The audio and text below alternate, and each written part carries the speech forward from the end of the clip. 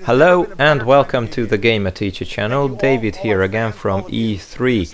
We are just after the Sony conference and a lot has been announced. And when I say lot, I mean an actual ton of games. It was a very, well, for lack of a better word, uncanny conference. First of all, because throughout the entire show only one man was present on stage, and he was Sean Layden, Sony Interactive Entertainment America's president. Second of all, because the rest of the show consisted of trailers and trailers only. Now, to be fair, the moment Sean Layden came onto the stage, he started by saying tonight is going to be all about games. He sort of put it out there that people in the room, in the conference room, were there because of the games. And I sort of agree with him, because the moment at Microsoft's conference, the moment Forza was announced and an actual Porsche was on stage and people came to talk about the cars themselves, I sort of gradually lost interest and started to fidget my way through the whole presentation until, of course, the next segment started. So I was quite relieved that Sony would put this emphasis on the games themselves, and this happiness lasted throughout the entirety of their press conference, because, well, trailers only. They were varying in quality and length. Some were gameplay trailers, some were freshly announced games, some were sort of teasers only. But I have to say that most of them were impressive, and I think that in this case the hype is real. Now, since the show, I have heard a couple of complaints that it was actually very mediocre and underwhelming, which I myself felt during the trailers. But looking back, there are no small indie titles which were not presented in a very interesting way, as opposed to some of Microsoft's games. Here I think all the games looked fantastic, and they all are very intriguing indeed. Now, the first one was Uncharted: The Lost Legacy, which already has a release date, so there was nothing actually new to announce. But now we got to see some gameplay, because up until this panel we had seen a teaser, or sorry, actually I think that was gameplay too, but not of any combat or what Uncharted games I usually like. It was a more stealthy section and it felt a little bit scripted, and there was a hand-to-hand combat in the end. But still, now this trailer showed some of the gunplay, some of the story, the possible antagonist, so it was sort of packaged very well to showcase what Uncharted: The Lost Legacy will be. And it's a very, very strong start. So I think this might have been a mistake, but we're going to come back to this later. The second game was Horizon Zero Dawn: The Frozen Wilds, which didn't really get an actual release date, but it was slated to be released this year. It wasn't really clarified if it's an expansion pack, something downloadable, DLC, or an actual next step in Aloy's adventure, but at least we know that we are still going to be playing Aloy. I don't know if the game fits into the story or it's before or after, but it looked just as well as you would expect from Horizon Zero Dawn entry to look. The third one was Days Gone, which was obviously a huge deal. And now we saw actual gameplay. We saw stealthy bits, which was, I think, very reminiscent of Uncharted 4, The Last of Us, and a little bit of Horizon as well. The protagonist hiding in tall grass, and some melee executions, some stealth kills, which were quite brutal and a little bit over the top. Then we also saw how we could use the environment to to trick a horde into rushing an enemy camp, and some story details were also revealed, but nothing major. I think it was very important because Days Gone has been quite silent since its reveal, and now at least we saw something concrete, something that resembled an actual game and not just a tech demo. Very impressive tech demo, I have to give it that, but I think that this was a lot better than the last we saw of Days Gone. And the next one was something I am not particularly fond of, Monster Hunter World. It is stated to be released early next year. Now I'm just not a Monster Hunter guy. I own the first game, I think, somewhere on the shelf, but I haven't really got around to playing with it. But I happen to know that this title is the first in the series where Japanese and Western audiences can play together, and that's a huge deal.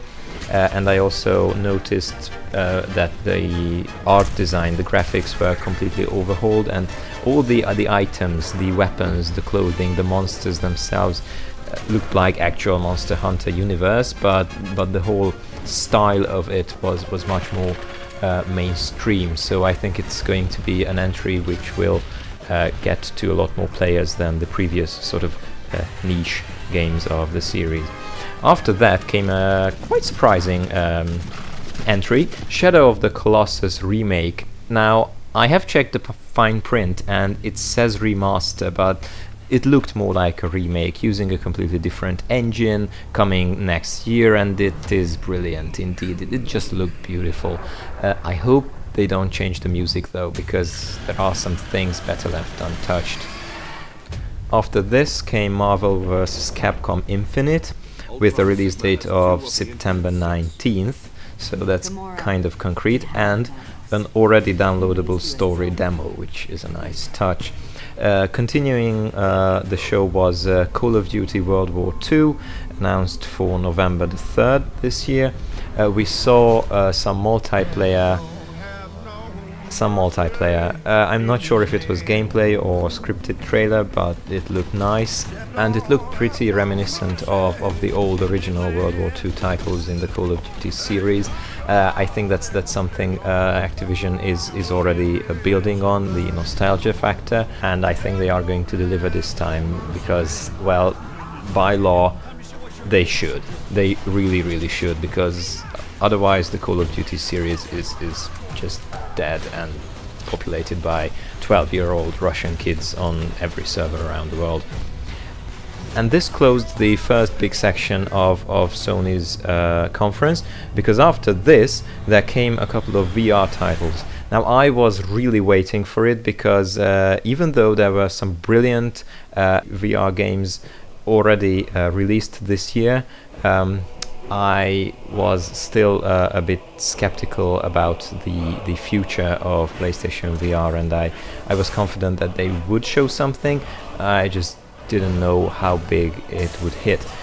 And it hit big with VR Skyrim. No release date yet, but oh my god, just imagine playing Skyrim in VR. I think that needs no further commentary for me.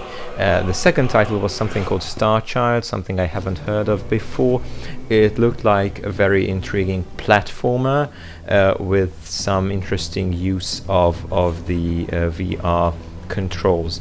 The next one was Inpatient with an N, which is basically a prequel, not a direct prequel, but set 60 years before the events of the game Until Dawn. It is also being developed by Supermassive Entertainment, who were the same people who developed Until Dawn Rush of Blood, so they know about the story and the atmosphere very well.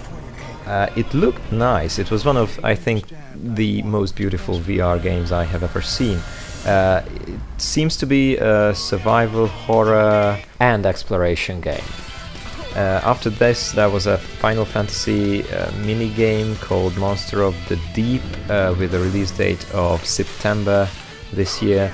And again, I have to say I'm not much of a fan of Final Fantasy in general, and this looked like just an interesting part you know, something bigger, but it didn't feel like a whole game, just like an experience. So yeah, there's that. The next one was something I could really get behind. Bravo Team is the name, quite forgettable really, but it seemed to use the aim controller. Now, if you hear some kind of sound in the background, that's my cat scratching. Sorry about that. I'm going to just ignore her and continue. So it seemed to use the aim controller, and that's something not a lot of games do as of now. So I am just happy to see any game actually show support for the aim controller. But it also looked very good. It was like one of those Rainbow Six games set in the Middle East, but in VR, also developed by Supermassive, so I am confident here. And then came the last VR title called Moss, in which you play as a little mouse. It seemed to resemble a platformer, but at some point it had some fighting sequences. I'm not really sure what to make of it. The thing I loved in the trailer was the movement, the bodily movement of the mouse, the protagonist, and it just looked like a very nice combination of cartoony human movement and actual mousey movement. It's brilliant. And the last section of the show consisted of some previously announced games, beginning with God of War, set release in early 2018, and we now saw some story elements as well. We saw that the child in the first trailer, Kratos' child, has probably some kind of strange origins as well, and he can communicate with some of the well, demons, gods, monsters, I don't know. And the trailer promised choices of morality and certain moral dilemmas to face in the game. I think it's a nice touch that God of War game has actual feelings in it. Now the next one was Detroit Become Human, with another story trailer, and it also features some gameplay with heavy emphasis on choice and consequences, and really making your own story and how to act and react in different situations. For example, when the police comes, do you fight or run away? There was a part where you could choose between exacting revenge on somebody, we didn't see who, or alternatively you could spare them and show mercy. All in all, it was good to see some actual gameplay from it, even though they didn't announce a date. So there's that. After this came Destiny 2 with the release date of September 6th, and the interesting thing here was that it's not really a Sony exclusive or a PlayStation exclusive at all, but as it happened with the previous Destiny game, Sony will receive a lot of exclusive in-game content, new weapons, exclusive skins and vehicles, so it's going to be best enjoyed on PlayStation. And closing the show was an extended gameplay footage from Spider-Man, which is slated to be released in 2018, and the gameplay looked brilliant. I think after the last blunder of Insomniac, they really wanted to turn things around for the better again, and they definitely can with this one. It just looked fantastic. The graphics, the gameplay, even the story was quite intriguing, and the combat seemed very similar to those of the Arkham series, the Warner Bros. Games, and you know, everything that relied on them, Shadow of Mordor, Mad Max, and so on. It seems that it's going to be very fluent, very fluid, and just a great experience altogether. And this was it. This was the PlayStation event. Sony's press conference at E3. At the moment of recording this video, Nintendo's conference is just happening, so I will be back with a video about that tomorrow. Until then, stay safe and see you next time. Bye!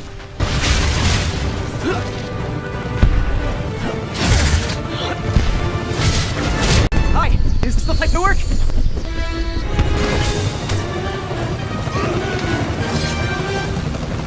Why are you doing this? Because no one else will! Lee, this is crazy! Is it you? You don't know me!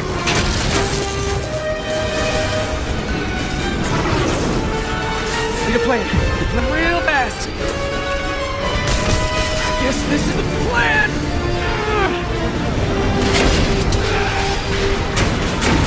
Come on, you got this.